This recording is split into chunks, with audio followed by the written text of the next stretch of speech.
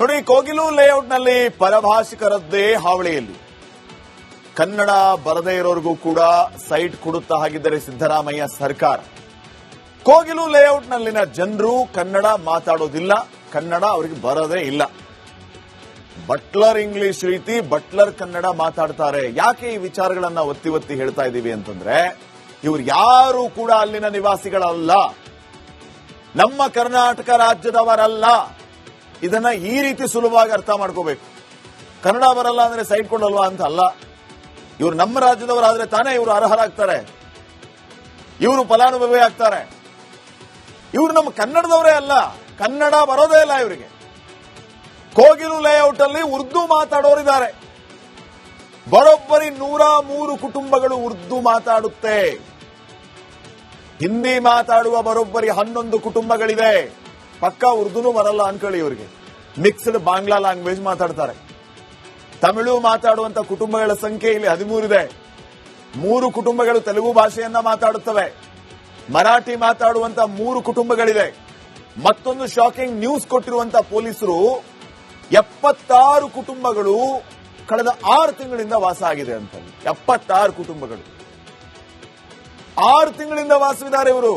ಇಲ್ಲಿ ಕೆಲವರು ಇವರನ್ನ ಯಾವ ರೀತಿ ನರೇಟಿವ್ ಸೆಟ್ ಮಾಡಿದ್ದಾರೆ ಅಂತಂದ್ರೆ, ಎಷ್ಟು ವರ್ಷದಿಂದ ವಾಸವಾಗಿದ್ದೀರಿ ಅಂತ ಯಾರಾದರೂ ನಿಮ್ಮನ್ನ ಕೇಳಿದ್ರೆ 30 ವರ್ಷದಿಂದ ಇದ್ದೀವಿ ಅಂತ ಹೇಳಿಕೊಟ್ಟಿದ್ದಾರಂತೆ ಕೆಲವರು. ಆದರೆ ನೋಡಿ, ಅಸಲಿ ಸತ್ಯ ಏನಂತಂದ್ರೆ, ಪೊಲೀಸರು ಪತ್ತೆ ಹಚ್ಚಿರೋದು 76 ಕುಟುಂಬಗಳು 6 ತಿಂಗಳಿಂದ ವಾಸವಾಗಿದೆ. ಇವರು ಹೇಳೋದಕ್ಕೆ ಯಾವ ರೀತಿ ಅಂತಂದ್ರೆ, ಯಾರಾದ್ರೂ ಕೇಳಿದ್ರೆ ಹೇಳುವಂತ ಉತ್ತರ ಇವರು, ನಾವು 30 ವರ್ಷದಿಂದ ಇದ್ದೀವಿ ಅಂತ ಹೇಳಿ.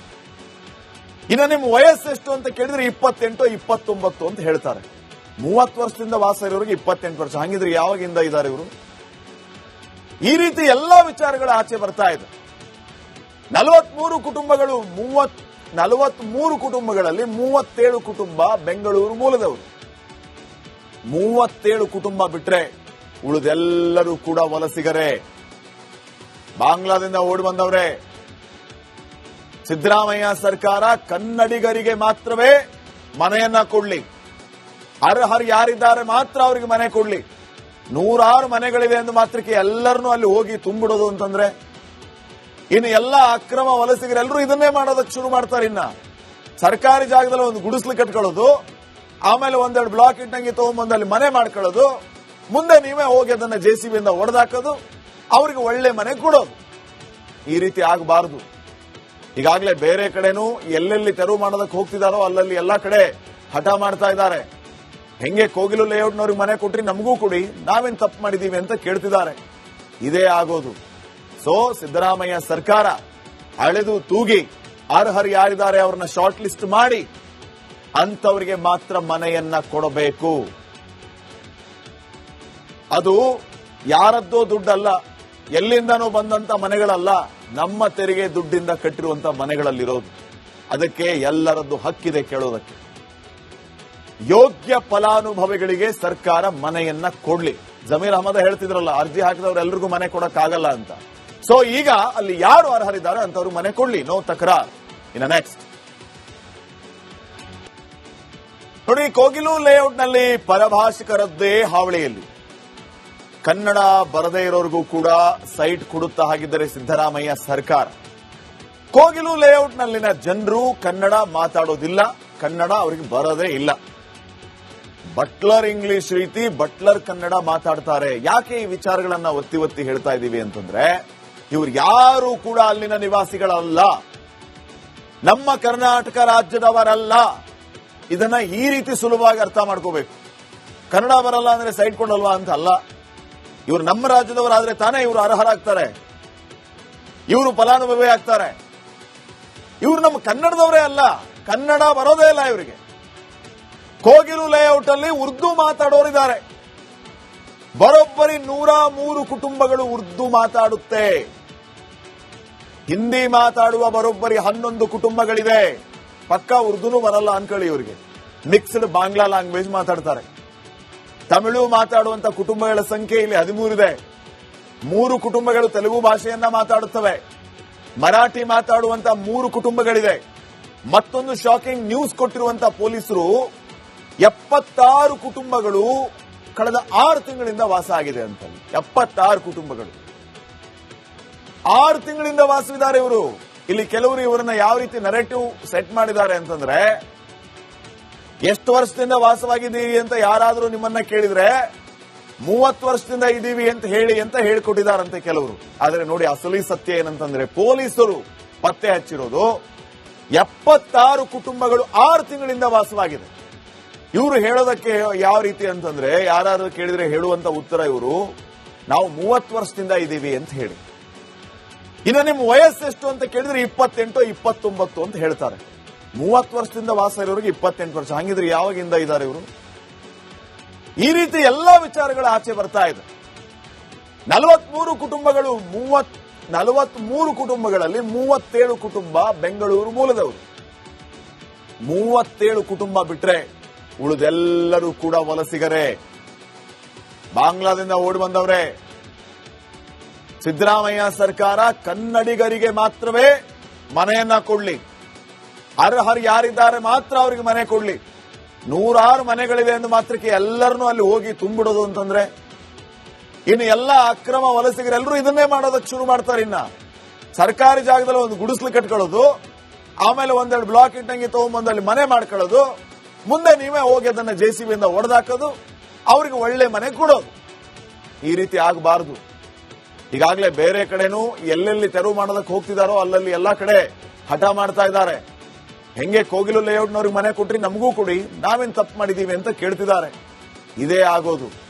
ಸೊ ಸಿದ್ದರಾಮಯ್ಯ ಸರ್ಕಾರ ಅಳೆದು ತೂಗಿ ಅರ್ಹರು ಯಾರಿದ್ದಾರೆ ಅವ್ರನ್ನ ಶಾರ್ಟ್ ಲಿಸ್ಟ್ ಮಾಡಿ ಅಂತವರಿಗೆ ಮಾತ್ರ ಮನೆಯನ್ನ ಕೊಡಬೇಕು. ಅದು ಯಾರದ್ದೋ ದುಡ್ಡಲ್ಲ, ಎಲ್ಲಿಂದನೂ ಬಂದಂತ ಮನೆಗಳಲ್ಲ, ನಮ್ಮ ತೆರಿಗೆ ದುಡ್ಡಿಂದ ಕಟ್ಟಿರುವಂತ ಮನೆಗಳಲ್ಲಿರೋದು. ಅದಕ್ಕೆ ಎಲ್ಲರದ್ದು ಹಕ್ಕಿದೆ ಕೇಳೋದಕ್ಕೆ. ಯೋಗ್ಯ ಫಲಾನುಭವಿಗಳಿಗೆ ಸರ್ಕಾರ ಮನೆಯನ್ನ ಕೊಡ್ಲಿ. ಜಮೀರ್ ಅಹಮದ್ ಹೇಳ್ತಿದ್ರಲ್ಲ, ಅರ್ಜಿ ಹಾಕಿದವರೆಲ್ಲರಿಗೂ ಮನೆ ಕೊಡಕ್ಕಾಗಲ್ಲ ಅಂತ. ಸೊ ಈಗ ಅಲ್ಲಿ ಯಾರು ಅರ್ಹರಿದ್ದಾರೆ ಅಂತವ್ರಿಗೆ ಮನೆ ಕೊಡ್ಲಿ, ನೋ ತಕರಾರ್. ಇನ್ನು ನೆಕ್ಸ್ಟ್ ನೋಡಿ, ಕೋಗಿಲು ಲೇಔಟ್ನಲ್ಲಿ ಪರಭಾಷಿಕರದ್ದೇ ಹಾವಳಿಯಲ್ಲಿ. ಕನ್ನಡ ಬರದೇ ಇರೋರಿಗೂ ಕೂಡ ಸೈಟ್ ಕೊಡುತ್ತಾ ಹಾಗಿದ್ದರೆ ಸಿದ್ದರಾಮಯ್ಯ ಸರ್ಕಾರ. ಕೋಗಿಲು ಲೇಔಟ್ನಲ್ಲಿನ ಜನರು ಕನ್ನಡ ಮಾತಾಡೋದಿಲ್ಲ, ಕನ್ನಡ ಅವರಿಗೆ ಬರದೇ ಇಲ್ಲ. ಬಟ್ಲರ್ ಇಂಗ್ಲಿಷ್ ರೀತಿ ಬಟ್ಲರ್ ಕನ್ನಡ ಮಾತಾಡ್ತಾರೆ. ಯಾಕೆ ಈ ವಿಚಾರಗಳನ್ನ ಒತ್ತಿ ಒತ್ತಿ ಹೇಳ್ತಾ ಇದ್ದೀವಿ ಅಂತಂದ್ರೆ, ಇವ್ರು ಯಾರು ಕೂಡ ಅಲ್ಲಿನ ನಿವಾಸಿಗಳಲ್ಲ, ನಮ್ಮ ಕರ್ನಾಟಕ ರಾಜ್ಯದವರಲ್ಲ. ಇದನ್ನ ಈ ರೀತಿ ಸುಲಭವಾಗಿ ಅರ್ಥ ಮಾಡ್ಕೋಬೇಕು. ಕನ್ನಡ ಬರಲ್ಲ ಅಂದ್ರೆ ಸೈಟ್ ಕೊಡಲ್ವಾ ಅಂತ ಅಲ್ಲ. ಇವರು ನಮ್ಮ ರಾಜ್ಯದವರಾದ್ರೆ ತಾನೇ ಇವರು ಅರ್ಹರಾಗ್ತಾರೆ, ಇವರು ಫಲಾನುಭವಿ ಆಗ್ತಾರೆ. ಇವರು ನಮ್ಮ ಕನ್ನಡದವರೇ ಅಲ್ಲ, ಕನ್ನಡ ಬರೋದೇ ಇಲ್ಲ ಇವರಿಗೆ. ಕೋಗಿಲು ಲೇಔಟ್ ಅಲ್ಲಿ ಉರ್ದು ಮಾತಾಡೋರಿದ್ದಾರೆ. ಬರೋಬ್ಬರಿ 103 ಕುಟುಂಬಗಳು ಉರ್ದು ಮಾತಾಡುತ್ತೆ. ಹಿಂದಿ ಮಾತಾಡುವ ಬರೋಬ್ಬರಿ 11 ಕುಟುಂಬಗಳಿದೆ.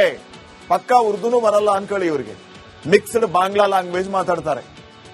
ತಮಿಳು ಮಾತಾಡುವಂತ ಕುಟುಂಬಗಳ ಸಂಖ್ಯೆ ಇಲ್ಲಿ 13 ಇದೆ.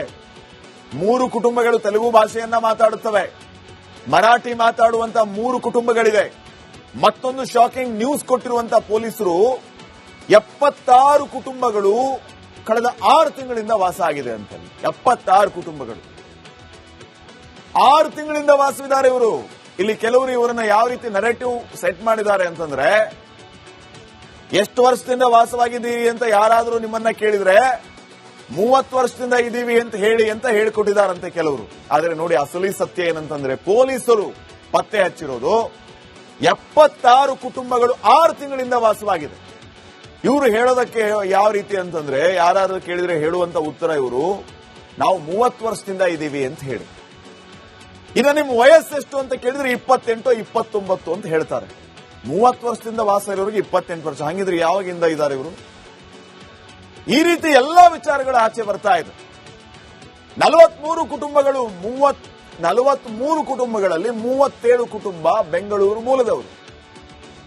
37 ಕುಟುಂಬ ಬಿಟ್ರೆ ಉಳಿದೆಲ್ಲರೂ ಕೂಡ ವಲಸಿಗರೇ, ಬಾಂಗ್ಲಾದಿಂದ ಓಡಿ ಬಂದವರೇ.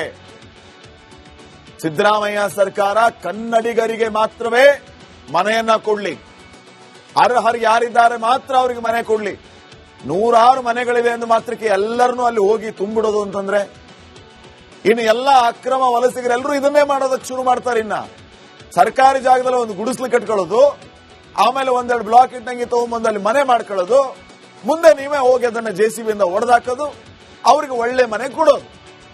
ಈ ರೀತಿ ಆಗಬಾರದು. ಈಗಾಗಲೇ ಬೇರೆ ಕಡೆನೂ ಎಲ್ಲೆಲ್ಲಿ ತೆರವು ಮಾಡೋದಕ್ಕೆ ಹೋಗ್ತಿದಾರೋ ಅಲ್ಲಲ್ಲಿ ಎಲ್ಲಾ ಕಡೆ ಹಠ ಮಾಡ್ತಾ ಇದ್ದಾರೆ. ಹೆಂಗೆ ಕೋಗಿಲು ಲೇಔಟ್ನವ್ರಿಗೆ ಮನೆ ಕೊಟ್ರಿ ನಮಗೂ ಕೊಡಿ, ನಾವೇನ್ ತಪ್ಪು ಮಾಡಿದೀವಿ ಅಂತ ಕೇಳ್ತಿದ್ದಾರೆ. ಇದೇ ಆಗೋದು. ಸೊ ಸಿದ್ದರಾಮಯ್ಯ ಸರ್ಕಾರ ಅಳೆದು ತೂಗಿ ಅರ್ಹರು ಯಾರಿದ್ದಾರೆ ಅವ್ರನ್ನ ಶಾರ್ಟ್ ಲಿಸ್ಟ್ ಮಾಡಿ ಅಂತವರಿಗೆ ಮಾತ್ರ ಮನೆಯನ್ನ ಕೊಡಬೇಕು. ಅದು ಯಾರದ್ದೋ ದುಡ್ಡಲ್ಲ, ಎಲ್ಲಿಂದನೂ ಬಂದಂತ ಮನೆಗಳಲ್ಲ, ನಮ್ಮ ತೆರಿಗೆ ದುಡ್ಡಿಂದ ಕಟ್ಟಿರುವಂತ ಮನೆಗಳಲ್ಲಿರೋದು. ಅದಕ್ಕೆ ಎಲ್ಲರದ್ದು ಹಕ್ಕಿದೆ ಕೇಳೋದಕ್ಕೆ. ಯೋಗ್ಯ ಫಲಾನುಭವಿಗಳಿಗೆ ಸರ್ಕಾರ ಮನೆಯನ್ನ ಕೊಡ್ಲಿ. ಜಮೀರ್ ಅಹಮದ್ ಹೇಳ್ತಿದ್ರಲ್ಲ, ಅರ್ಜಿ ಹಾಕಿದವರೆಲ್ಲರಿಗೂ ಮನೆ ಕೊಡಕ್ಕಾಗಲ್ಲ ಅಂತ. ಸೊ ಈಗ ಅಲ್ಲಿ ಯಾರು ಅರ್ಹರಿದ್ದಾರೆ ಅಂತವ್ರಿಗೆ ಮನೆ ಕೊಡ್ಲಿ, ನೋ ತಕರಾರ್. ಇನ್ನ ನೆಕ್ಸ್ಟ್